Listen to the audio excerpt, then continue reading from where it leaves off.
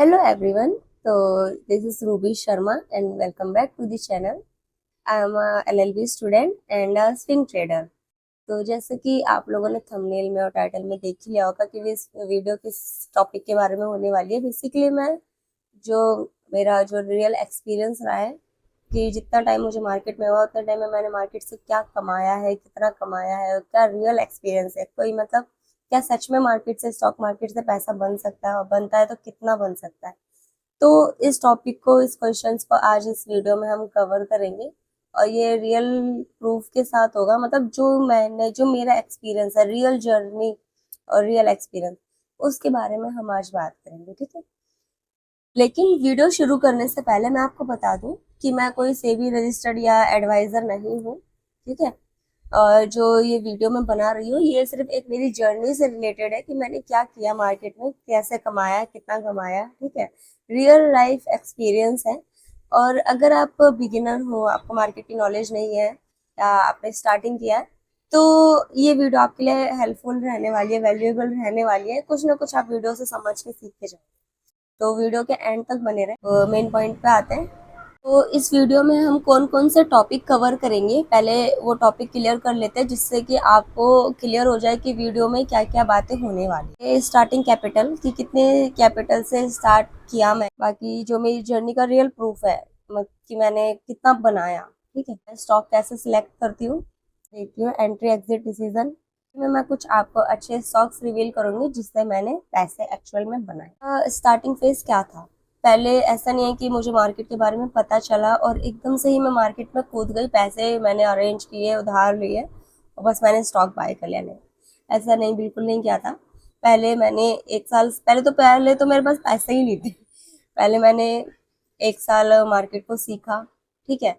एक साल ऑब्जॉर्व किया, सीखा, देखा क्या होता है, कैसे होता है। मुझे कुछ भी नहीं पता था, option trading, commodity trading, stocks में कैसे बाय सेल करते, कुछ नहीं पता था। मुझे वैसे ओवरऑल 3 साल हो गया। पहले साल तो सिर्फ सुना ही, देखा ही, चीजें सर्च किया क्या होता है, कैसे होता है। दूसरे साल मतलब एक साल तो पूरा दिया मैंने, ऐसी कोई इन्वेस्टमेंट नहीं किया, कुछ नहीं किया। फिर पिछले साल 1 डेढ़ साल पहले फिर मैंने कैपिटल अरेंज किया। मैंने देखा कि भाई इतनी कैपिटल तो कम से कम होनी चाहिए। मैं 5 या 10 हजार लेके एंट्री करूँ और फिर लॉस हो जाए, दिक्कत हो जाए, तो फिर उसमें मज़ा नहीं आता।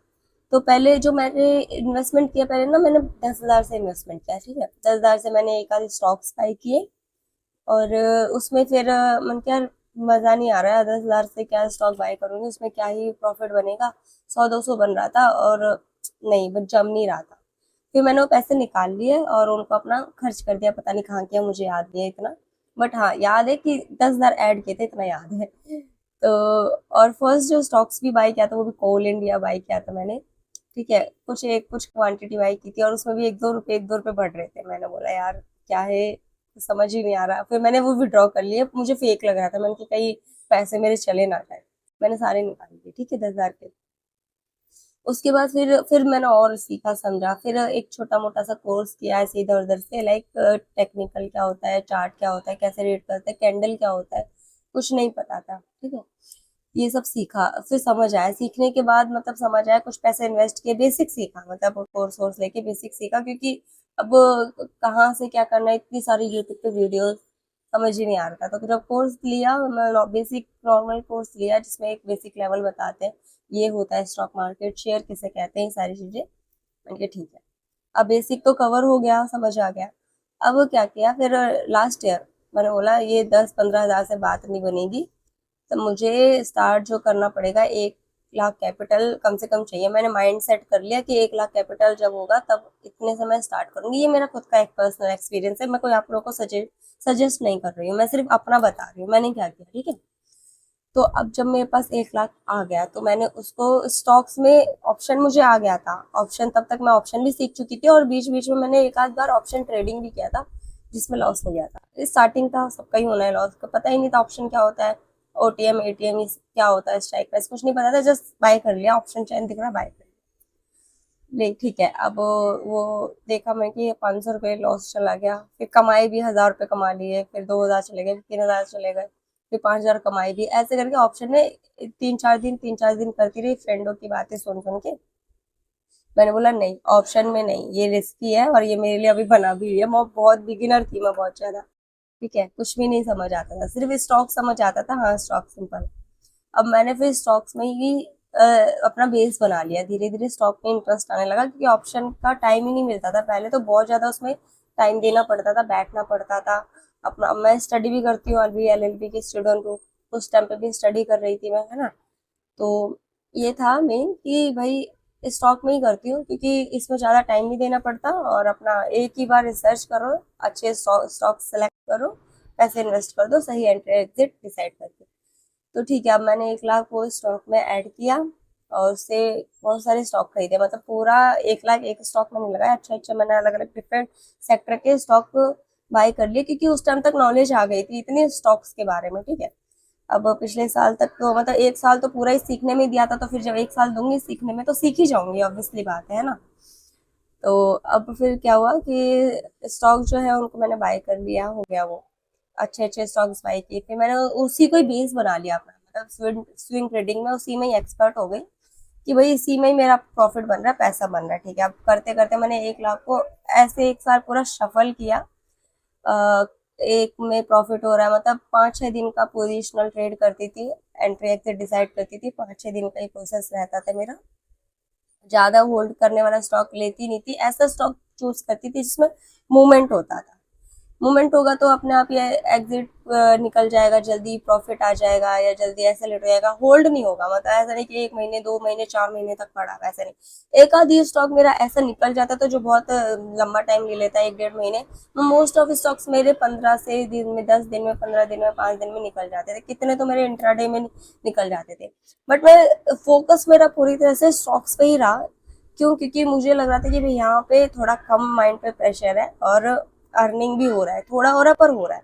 अब ऐसे करते करते करते मैंने बना लिया 1 साल का मतलब 60K प्रॉफिट, ठीक है, 60,000 मैंने प्रॉफिट बना लिया, 50 से 60,000। मैंने अभी आईटीआर फिल किया था, उसी में मैंने ध्यान भी नहीं दिया था कि, मैंने कभी चेक भी नहीं किया था कि भाई मेरा कितना प्रॉफिट बन रहा है, बस ये रहता था कि प्रॉफिट बुक किया, डीमेट में दिखा है, फिर और खरीद लिया। मान लो 1 लाख कैपिटल है, ठीक है, 1 लाख से मैंने प्रॉफिट, पहले दिन मैंने स्टॉक्स बाय कर लिए बहुत सारे, किसी स्टॉक में मेरे को 2,000 का प्रॉफिट हो गया, उसको मैंने बुक कर लिया, तो 1,02,000 हो गया। फिर जो मैंने बाय किया, फिर वो 2,000 का ही बाय कर लिया, तो ऐसे करते करते करते 50 से 60 तो ऑलमोस्ट दिख ही रहा है प्रीवियस ईयर का, इतना मैंने रेवेन्यू जनरेट कर लिया। और वो भी मैं, जब मैंने आईटीआर फिल किया तब मैंने देखा, मेरे को, मुझे तो मतलब मेरे सीए ने बताया कि मतलब और भी जो जैसे कि रहता है, आईटीआर आपको फिल करना है। जब मैंने किया ही नहीं था आईटीआर पहले फिल, वो भी अभी किया है। जब किया मैंने बोला यार 60K प्रॉफिट बन गया, मुझे लगा मेरा 20-25 हजार 30 हजार बना बना होगा, क्योंकि मैं कभी प्रॉफिट कैलकुलेट करती ही नहीं थी, मैं बस प्रॉफिट बुक करती थी, अपना स्टॉक सेलेक्ट किया, प्रॉफिट बुक किया, हो गया। जब मैंने आईटीआर फिल किया तब मैंने देखा, अच्छा इतना प्रॉफिट बन गया है, उनके ठीक है, अच्छा है, मुझे खुद पे अच्छा फील हुआ, प्राउड फील हुआ उनके, वाह। तो अब ये सब बातें होती रहेंगी, हम चलते हैं अपने मेन पॉइंट की तरफ, अपना अपनी स्क्रीन पे चलते हैं, और मैं आपको दिखाती हूँ कि मेरा बजट क्या रहा पिछले साल और इस साल अभी क्या चल रहा है, ठीक है। तो ये आ गए हम अपने डीमेट के प्रॉफिट एंड लॉस में, ठीक है, और ये हमने इक्विटी सिलेक्ट कर रखा है, ये इस मंथ का मेरा प्रॉफिट है। और हम जिस चीज का वेट कर रहे हैं वो है मेरा प्रीवियस ईयर का प्रॉफिट, जो मैं आप लोगों को लाइव दिखाने वाली हूँ।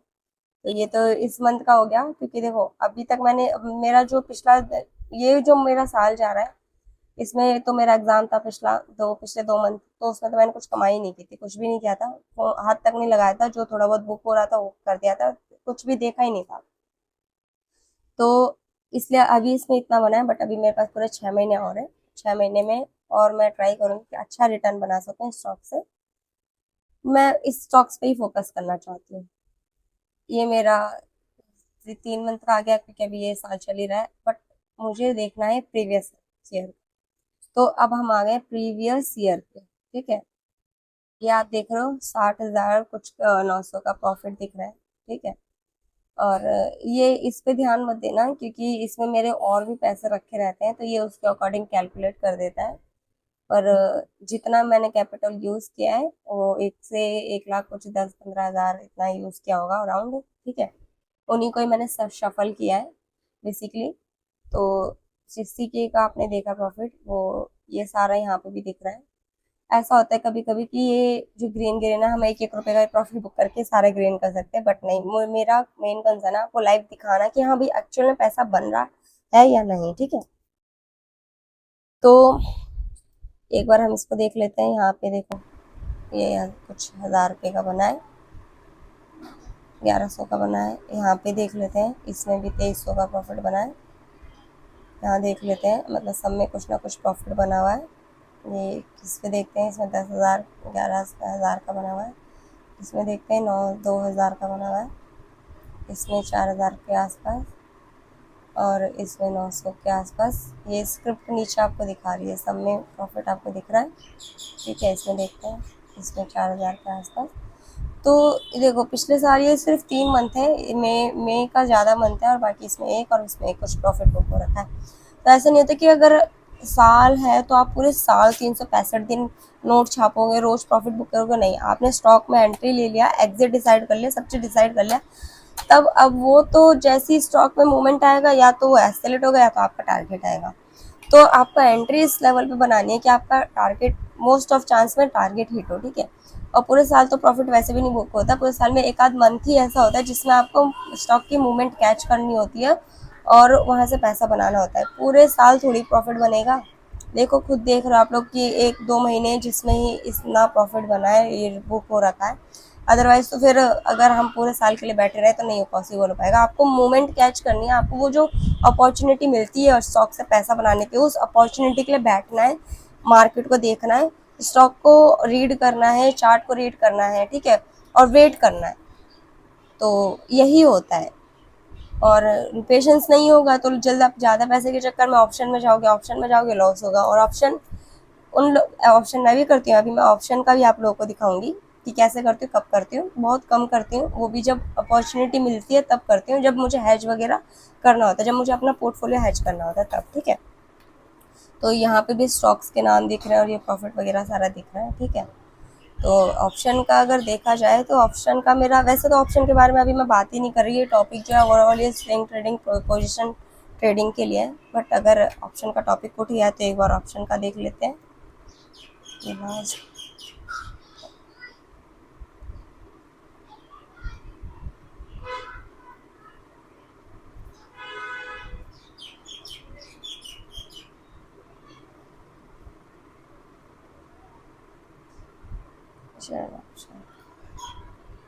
ये ऑप्शन का हो गया, एक साथ।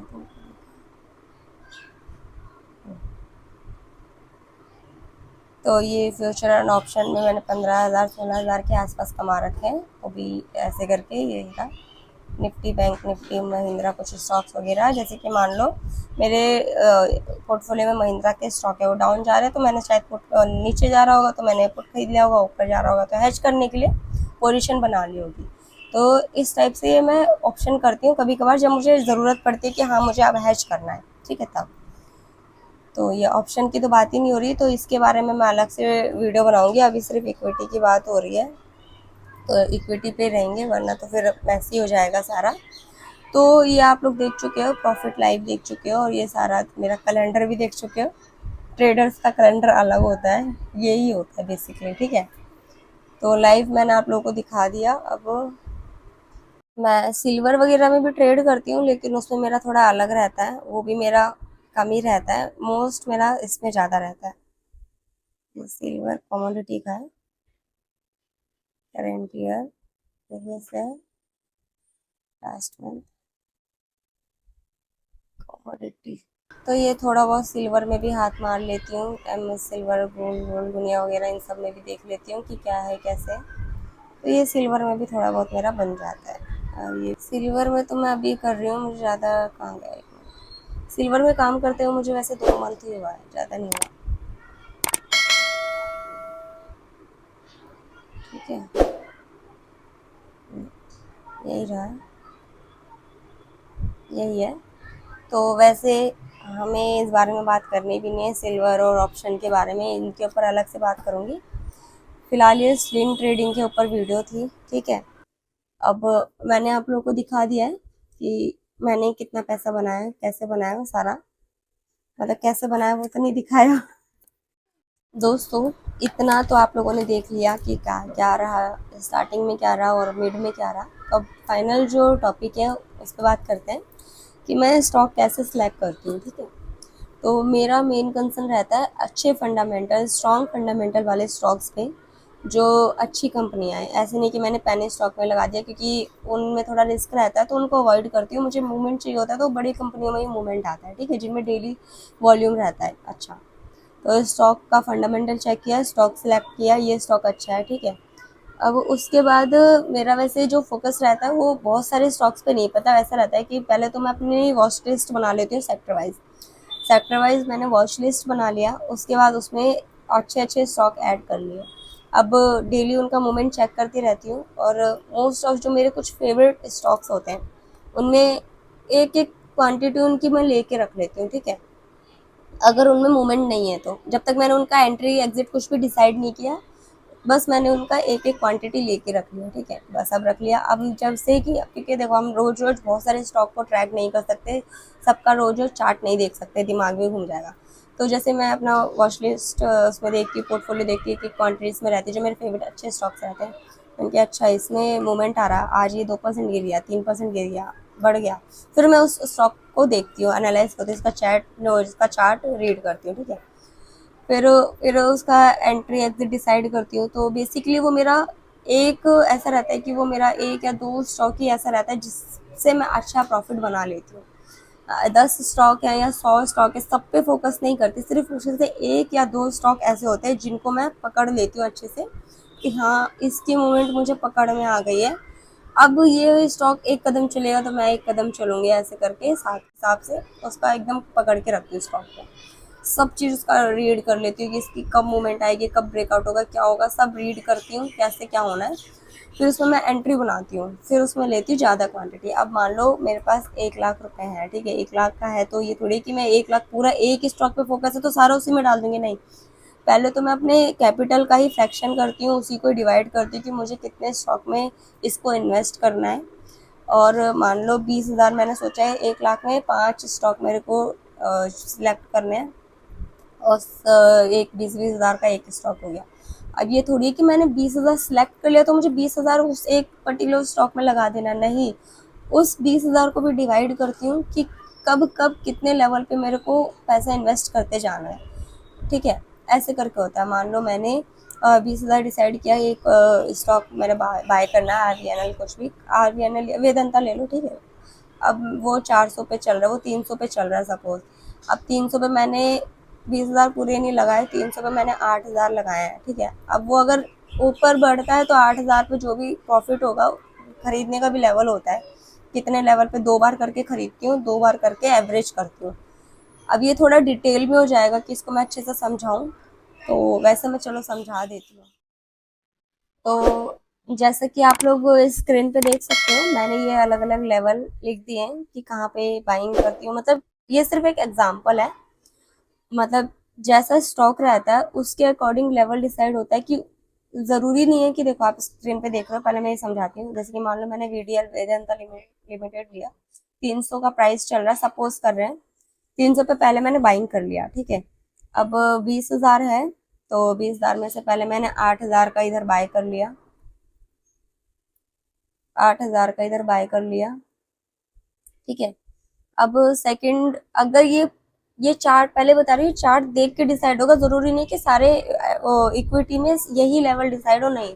वो अलग लेवल रहते हैं। जब जैसे मतलब जैसा स्टॉक रहेगा, जैसी कंपनी रहेगी, उसके अकॉर्डिंग लेवल बनेंगे। जैसे कि मैं बनाती हूँ, अपना जोन क्रिएट करती हूँ, तो वो सारा चार्ट देख के और मतलब फंडामेंटल सब चीज देखकर वो डिसाइड होता है। ये प्री डिसाइड नहीं होता कि हाँ यही एक रूल है, इसी को सब स्टॉक पे इम्प्लीमेंट करना, नहीं।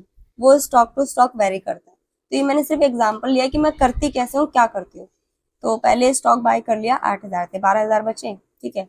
अब मान लो अगर ये ऊपर, अगर ये नीचे आ गया, चांसेस है कि ये नीचे आ गया, कुछ भी हो सकता है, देखो 100% कोई भी श्योर नहीं है मार्केट में। तो यहाँ पे फिर मैं 2,000 का और बाय कर लूंगी, ठीक है। अब मेरे पास 10,000 बचे, मान लो। अब ये यहाँ से ब्रेकआउट देता है, तो यहाँ पे मैंने ब्रेकआउट दिया, जोन गया, तो यहाँ पे मैंने 5,000 का और बाय कर लिया, ठीक है। अब मेरे पास कितने बचे, 15,000 बचे। अब मान लो ये यहाँ पे आ गया, यहाँ पे मैंने बाय करने के बाद जो था इसमें से पार्शली 15 मतलब 8,000 मान लो, 7,500 मैंने बुक कर लिया प्रॉफिट, ठीक है। अब जो अमाउंट, अब अगर ये यहाँ पे टारगेट आ जाता है तो ये सब निकल जाएगा, 5,000 का यूज नहीं होगा, ठीक है। और अगर मान लो फिर ये टारगेट नहीं आया, यहाँ से थोड़ा सा करेक्शन पे आ गया, मतलब मान लो एक रैली आया, एक रैली आने के बाद फिर ये दोबारा इस जोन में चला एक दो दिन में, मतलब एक तो एकदम से लंबी स्पाइक आती है और एक थोड़ा जिगजैग करके अपना चार्ट मूव करता है। तो यहाँ पे प्रॉफिट बुक करके यहाँ पे आ गया तो सारा मैं निकाल दूंगी, नहीं आया तो यहाँ इस लेवल पे दोबारा आएगा, तो दोबारा जो मेरे पास फंड बचेगा उससे फिर मैं यहाँ पे दोबारा से फंड इन्वेस्ट कर दूंगी, जो भी मतलब इसके अकॉर्डिंग जो भी बचा है हाफ कर दूंगी, ठीक है, हाफ या फुल कर दूंगी। इसमें 2-3 हज़ार पे फिर भी मैं रखूंगी कि अगर यहाँ से दोबारा और नीचे जाता है तो फिर दोबारा यहाँ पे बाय कर लेती हूँ, वरना वो तो चार्ट रीड करके ही उसी टाइम पता चलता है कि भाई आपको क्या डिसीजन लेना है। वो एक तो एक तो रूल होता है, मतलब कुछ रूल ऐसे होते हैं जो आपको प्री डिसाइडेड होते हैं, वो डिसिप्लिन में आते हैं कि आपको ऐसे ऐसे यही रूल को आपको फॉलो करना है, ये आपका डिसिप्लिन में, और ये एक रूल पे रूल लग गया, ठीक है। बट ये वाली जो चीज होती है ना कि कब एंट्री लेना, वो ऑन दी स्पॉट तो उसी टाइम ही पता चलता है, उसी टाइम ही डिसाइड होता है कि ये हमने एंट्री बना लिया, ये हमने एग्जिट बना लिया, इस लेवल पे बाय करना है, सेल करना है, एवरेज करना है, एसएल लगाना है। अब बहुत कुछ स्टॉक होते हैं उनमें हमें हम कंफर्म होता है कि भाई ये स्टॉक इतने परसेंट, पिछला रिकॉर्ड देख लेते हैं 10 साल 5 साल पुराना, कि इसके बहुत कम चांसेस होते हैं कि ये एकदम से बहुत लंबी स्पाइक में गिर जाए या बहुत खत्म हो जाए, तो उसमें एसएल लेके चलना पड़ता है। बट वो भी स्टॉक से स्टॉक मेरे लिए वेरी करता है कि मैं सब में एसएल लगाती हूँ या किसी किसी में एवरेज करती हूँ, तो ये भी स्टॉक टू स्टॉक वेरी करता है। तो ये इस तरीके से होता है, मैं मतलब मैं ऐसे करती हूँ। तो तो दोस्तों ऐसे ही करके मैंने अब कैपिटल था उसको मैंने ऐसे ही शफल किया, बाय किया, सेल किया, बाय सेल किया, एंट्री एग्जिट डिसाइड करके, तो ऐसे करते करते प्रॉफिट बना, ठीक है।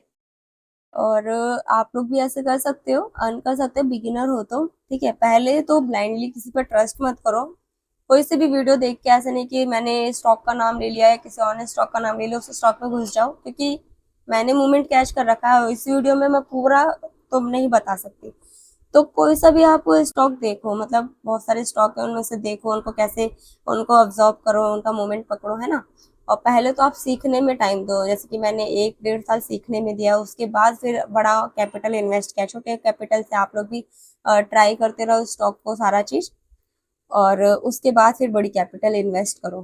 तो मेरा तो फिर यही था जर्नी। अभी अभी जाना नहीं है, अभी 1-2 बातें और हैं जो मैं आपको बताऊंगी, ठीक है, वो भी आप लिख के लिए आपके लिए। स्टॉक मार्केट से पैसा बना सकते हैं, पर मैंने बनाया स्लो बट स्टडी मैंने बनाया, ठीक है।